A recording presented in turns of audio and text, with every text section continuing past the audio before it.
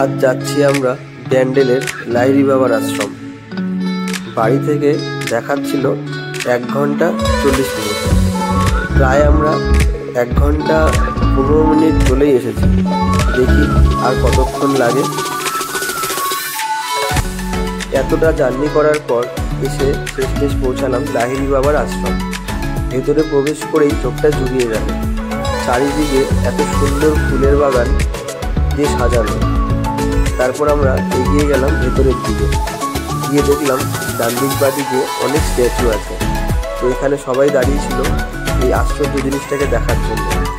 আমরা প্রথমে দেখলাম, তো জিজ্ঞাসা করলাম এটা কি, তো কেউই বললো না। তো শেষমেশ আমরাও দেখলাম, দেখে এগিয়ে গেলাম। এখানে কিছুটা এগিয়ে সবাই জুতো খুলে ভেতরে মন্দিরে প্রবেশ করছিল। তো আমরাও এখানে জুতো খুললাম, জুতো খুলে এগিয়ে গেলাম। প্রথমে আমরা মন্দিরের ভেতরের পরিবেশটা দেখছিলাম, কিন্তু আমরা ভাবিনি যে এই লাইন দেওয়ার পর এত সুন্দর একটা মন্দির আমরা দেখতে পাবো।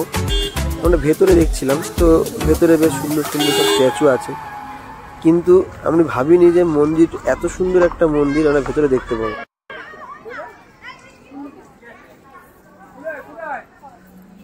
চলো চলো চলো।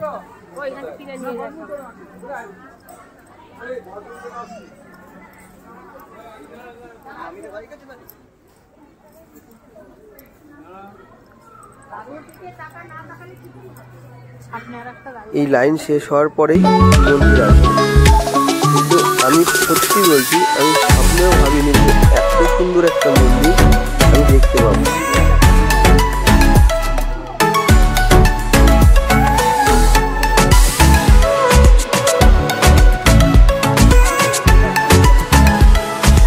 সাধারণ লাগছে মন্দিরটা, একবার একটু দেখো, জাস্ট দেখো একবার, এত সুন্দর একটা মন্দির এর ভেতরে আছে।